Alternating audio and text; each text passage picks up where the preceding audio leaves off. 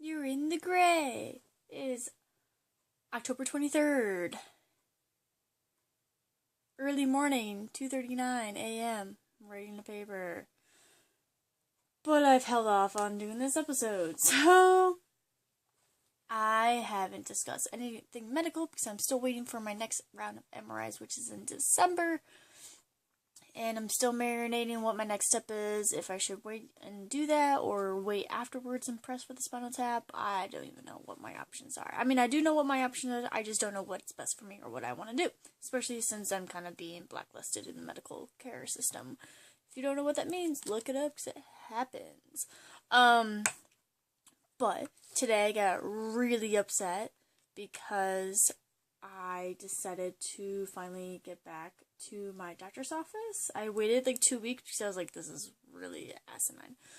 So, the neurologist, who was awesome in the beginning, is now thinking that everything that I'm going through is related to my mental history. Which, if you haven't noticed before or seen my other prior videos, yes, I have extensive mental health history. I've been in therapy for the last 8 or 9 years. And I'm very fully functioning adult, can have strong coping skills with trauma and yada yada yada yada. So, kind of proving my point to the neurologist that everything that I'm experiencing, all of my physical symptoms, and thus far maybe going blind, is not related to my mental health at all. And not experiencing somozization. I will not be able to pronounce that name. When I gave the authorization for my therapist to speak with my neurologist and get the A-OK, waited 2 weeks, as long as it was going to take, had a therapy session about that, and they discussed what it was. I'm trying to be as freely as possible to evaluate those options. Yes, my anxiety could be relating to some of the physical symptoms, but what I keep impressing about is that I went fucking blind. Anxiety does not turn that shit into that shit. Also the fact that my PTSD has been a lot more manageable than the last couple years. The fact that my anxiety has been a lot more manageable in the last couple years. Yes, I'm remembering more, but I don't really feel like everything else with my anxiety and my PTSD being the baseline, has gotten worse. Doesn't make any sense. I.e., correct me if I'm wrong, and please really do correct me if I'm wrong, but if my anxiety or my PTSD was causing some physical symptoms, why is there a fucking MRI that lit up like Christmas lights on mine? Doesn't make sense. Granted, I have no medical unquote degrees. The closest thing I've ever had as a medical curriculum is ones I had to take in my undergrad. Various biological and biology and physio classes I had to take for my curriculum. So I could be wrong. Please correct me. But one thing that really pissed me off, / made me really upset, / made me feel like I wanted to give up, / I hate medical people, / I will blog and vent and vlog and vent and vent and vent. Even if I am diagnosed, I will talk 1,000 times about this shit until I fucking die, because this shit needs to be corrected. So, I emailed my neurologist because I wanted to make sure that they actually had that conversation with my therapist on file, stating what my therapist told me, because I'm learning that what is talked in layman's terms or casual is really not what they're writing on my files. Which, ethically, I think that's wrong. But that's aside. So, on October 10th, or October 9th, I was like, my therapist was given authorization to share my mental health information with your office and and my neurologist. I was hoping that you receive this information. Please let me know. On the next following day, the office person says, hi, I did look in your chart and don't see anything from your therapist. I will keep out an eye for it. Thanks. A week and a half later, they get back to me. Hi, I still don't see anything from your chart from your therapist. Maybe you can call them and see if they have the correct fax number.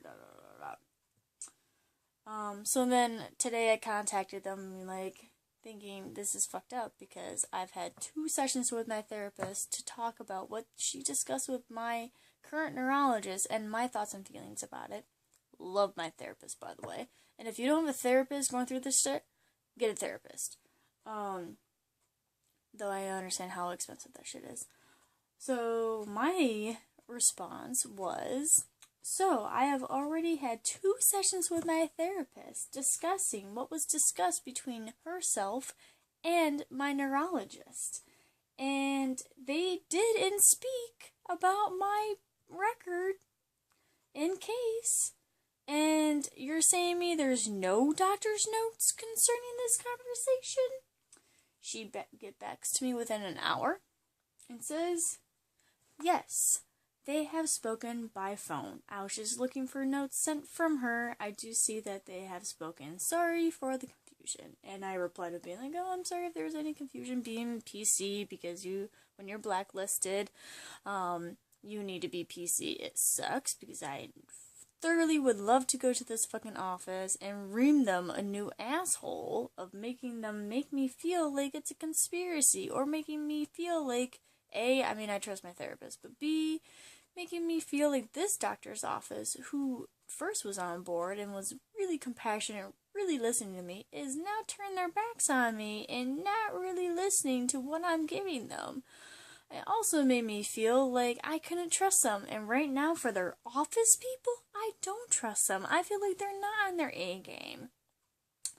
Slash, who are you doing? What are you doing? Why can't you, like, I understand that you thought that I physically sent something to your office. I'm sorry, but, like, is it in a different window? Please educate me if that is what's going on. I've never been a medical assistant. I've never had any medical secretary experience. I don't really know how the systems are set up. I don't know if I'm saying one thing and you're looking at a tab and instead of like looking at another tab.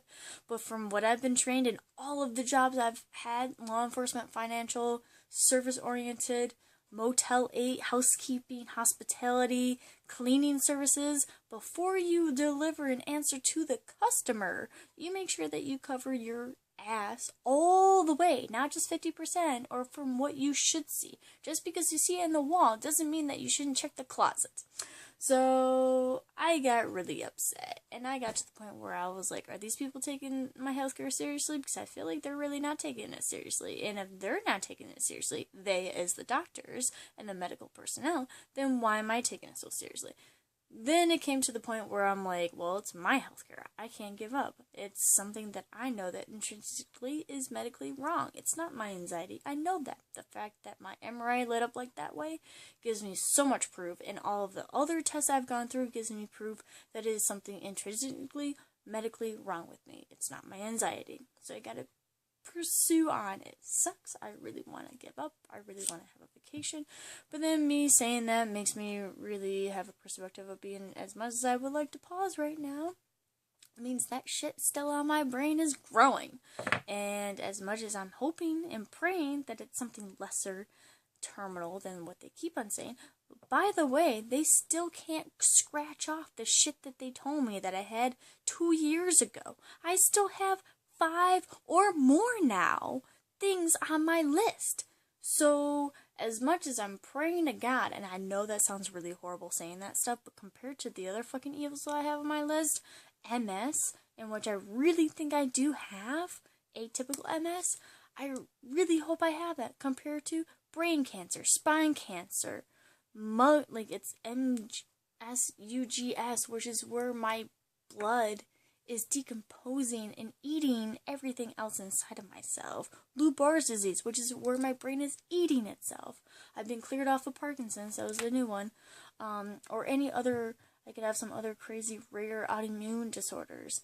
Or blood disorders, or brain disorders, or spine disorders, or neurological disorders. That, to this now, for my 2nd year of going through this, as much as, like, they've been able to cross off some stuff, they've added the whole, like, rare diseases. So, as much as they're like, Parkinson's, they just filled that in for rare. Like, okay, great.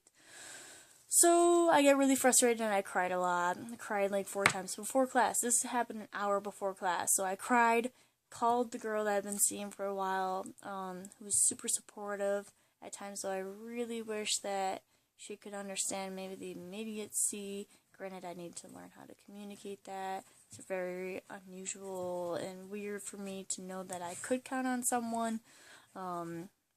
And be like, hey, I'm going through a tough time, maybe tonight I just see you for a couple hours, or I just see you for 5 minutes, and you hug me and I cry on you, because that's what I've been really wanting for the last 2 years, or so, but I'm not gonna get that, so I gotta learn how to cope with that, but, I just freaked out because I thought I had a spider in my room, but it's one of those stink bugs, and I'm gonna go and capture it and flush it down the toilet, which just really fucking scared me, though.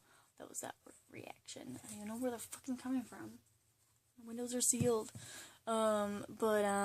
Yeah, so I get really upset, and then throughout the whole class I was pretty upset, and, it's been a little rough. I'm just a little frustrated with this. Doesn't mean anything. I'm gonna end with that neurologist because the fact that I'm blacklisted. I don't really have the power to go and see another new neurologist, and it's so frustrating to go through that process. I'm also trying to get a second opinion for an MS neurologist, who apparently their office needs a release from my previous first neurologist, who's an asshole. And then to have the secondary neurologist see me accept that. What process is that, people?